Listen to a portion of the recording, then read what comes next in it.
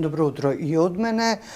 Денеска е вторник, што значи дека имаме минути посветени на женските теми.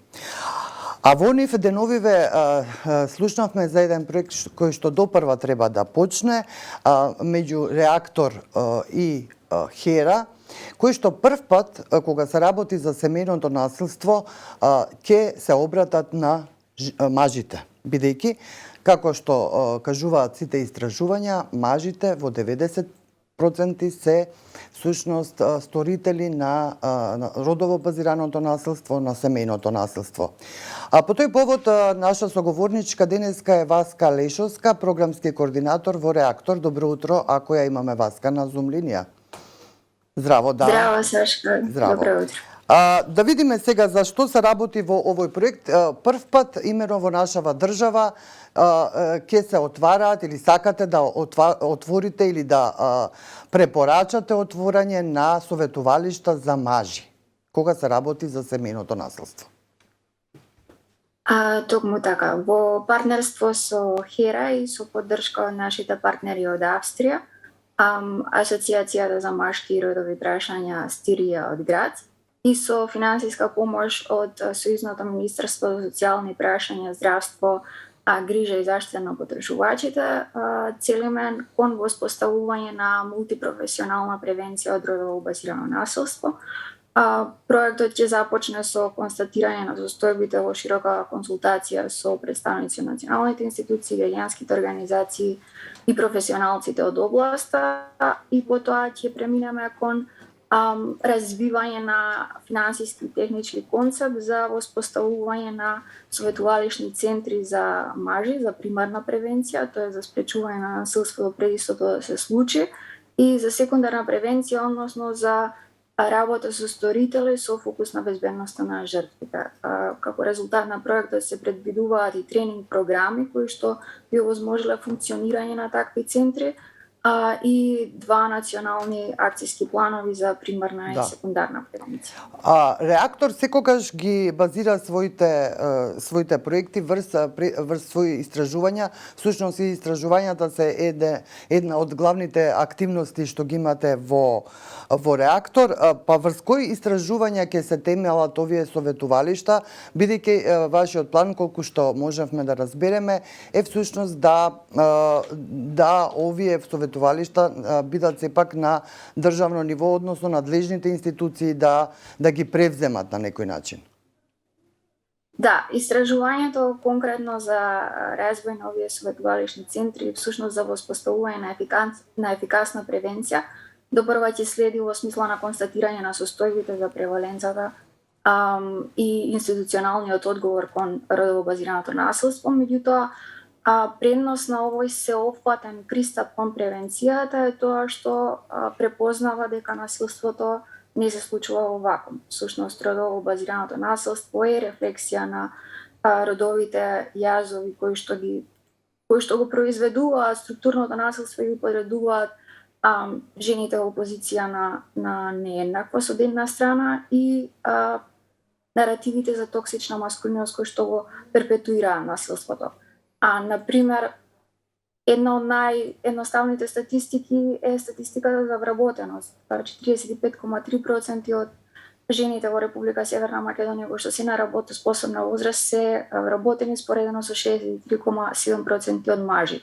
Тоа значи дека јазот во вработеноста е речиси 19% поени, што е дупло повеќе од просекот во Европа, а во руралните средини се зголемува и до 25%. Значи, поверојатно е жена да нема приход од платено вработување. Сега замислете жена која што преживува насилство во својот дом и која што е економски зависна од насилникот, како ќе го напушти домот, ако Законот за социјална заштита предвидува еднократна парична помош од максимум 15.000 денари за да го оствари своето право на домување. Од друга страна, може да го спредите погледот и кон анксиозноста на модерните и транзисиски општества да се перформира маскулиност, која што значи агентност, потентност, доминација која неретко се манифестира као девалуација на жените и манифестирање на физичко насилство. Тука би споделила една статистика која што навидом не е поврзана, например 27,3% од мажите на возраст од 20 до 34 години во нашата земја ниту се во процес на образование, ниту се вработени. Сега замислете, ова е на невисоките стапки во Европа, со кој притисок се соочуваат мажите кои што не успеваат да најдат вработување во општество во кое што нормативните очекувања се дека прав маж заработува и ги плаќа сметките. Станува неодговорено прашањето колку од ова анксиозно ќе се манифестира во брутална демонстрација на физичка сила како единствен начин за потврдување на својата машкост. Всушност во овој пристап повеќе се факторите кои што влијаат за физичкото насилство, за родово базираното насилство. Но Васка, зошто досега немало вакви советувалишта, бидејќи тие не се ниту нешто ново, тие постојат и во европските држави и така натаму. Зошто кај нас досега се чекало да се отворат вакви советувалишта или воопшто не се отворени досега? Допрва чекаме дали ќе се отворат и како ќе излезе вашиот проект?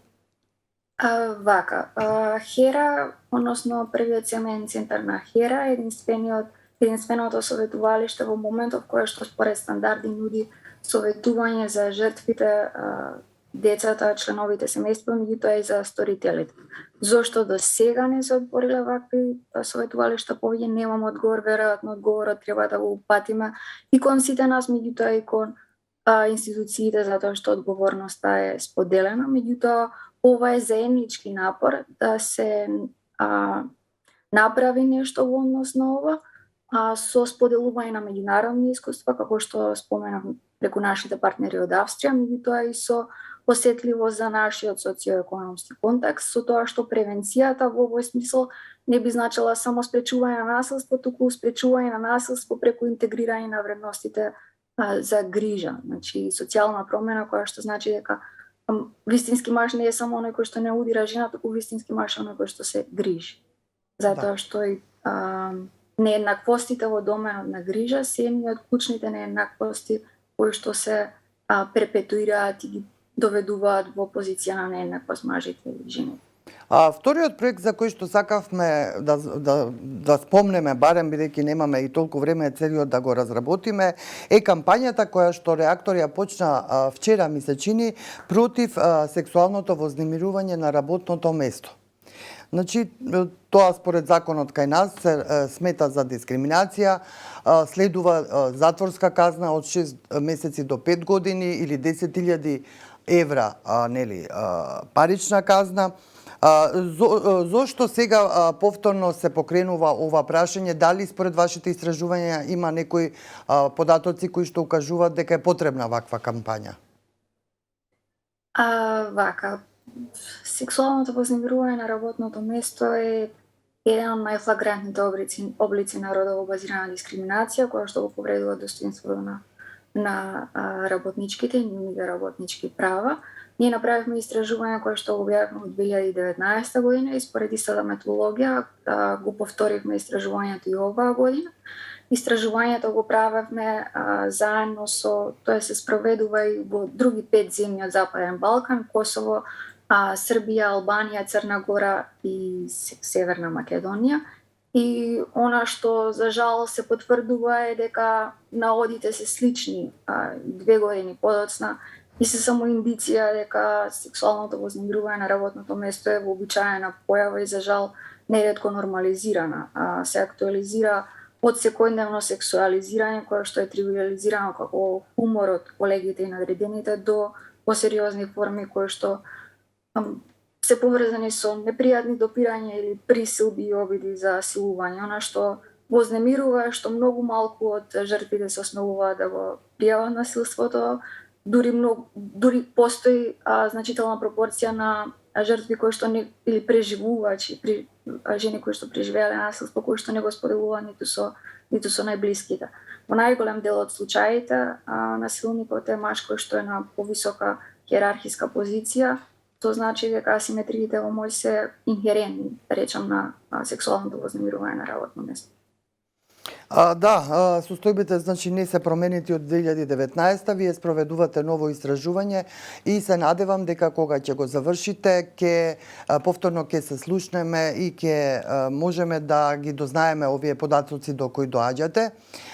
Благодарам за ова вклучување во денешниот утрински брифинг. Тоа беше Васка Решовска од Реактор. Ви благодарам.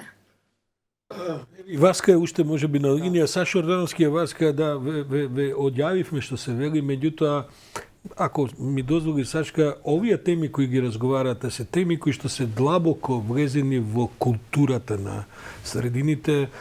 Тешко е да се споредуваат културите по тоа која каква и така натаму, но едно е јасно, бидејќи културата меѓу другото се темели на вредностите.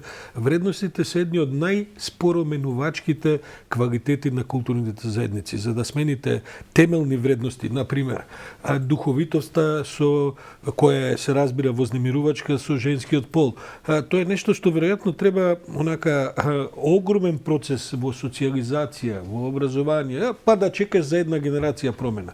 Оти ми падна ова, нема разлики помеѓу извештајот 2019 и 2021. Ви гарантирам дека ќе нема разлики во 25-та во извештајот, или барем тие ќе бидат едно споро движење кон некои подобри вредности.